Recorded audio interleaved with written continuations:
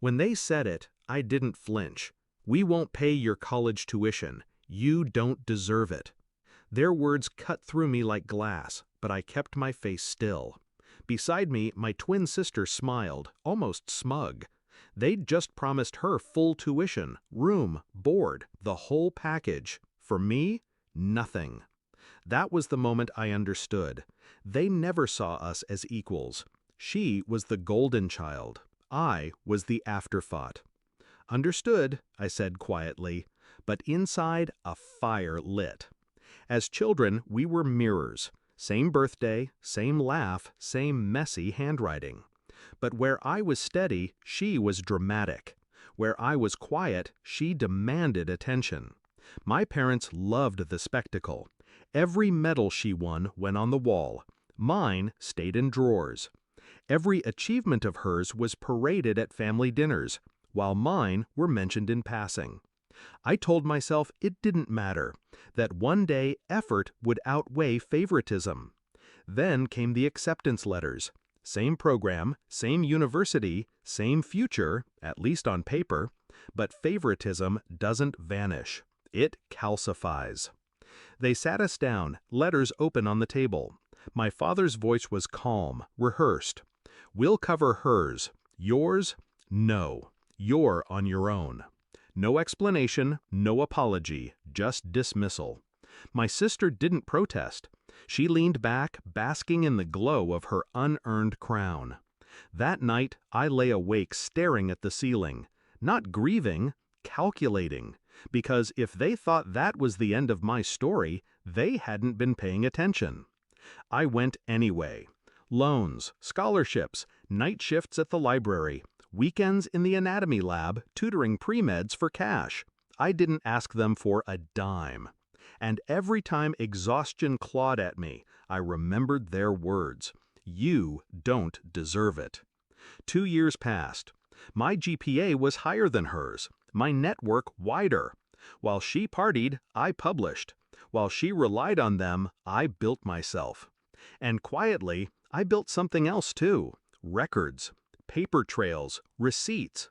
Because my parents weren't just funding her education, they were doing it illegally, pulling money from an account that wasn't theirs to touch.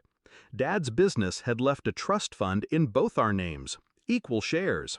My half was mine. They siphoned it to her tuition. Every payment, every withdrawal, documented under their signatures. They thought I was too naive to notice. They forgot I was watching. I didn't scream, didn't confront. I let them keep digging.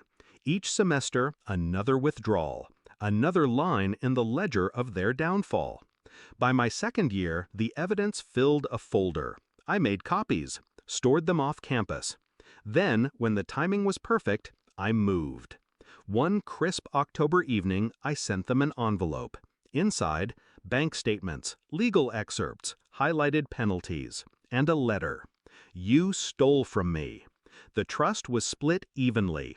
You used my half for her education. The total comes to $84,000. You have 2 weeks to repay it in full. If you don't, I'll file charges. The trust lawyers already have copies. You know what that means. Embezzlement, fraud, prison." I didn't sign it. I didn't need to. They knew whose voice was carved into every line. The phone calls started instantly. My mother sobbing, begging me to reconsider. My father furious, spitting words like ungrateful and traitor. My sister silent, her bravado cracked. I didn't answer. 2 weeks later, I walked into the lawyer's office. My parents were already there, pale and trembling, my sister staring at the floor. The lawyer slid papers across the table. Repayment agreement. Immediate transfer of my share plus penalties. Their signatures shook as they signed. In that moment, I didn't feel pity. I felt justice. The same mouths that once told me I didn't deserve an education were now forced to admit, on paper, that everything they'd stolen was mine. The check cleared the next day. I paid off my loans in full. No more night shifts. No more wondering how I'd afford the next semester. When I walked past my sister on campus weeks later, she looked away. The weight of knowing she'd been educated on my stolen money was carved into her face. My parents don't brag at family dinners anymore. They don't look me in the eye. They can't. And I kept going. Degree in hand, future intact. Not because of them, but in spite of them.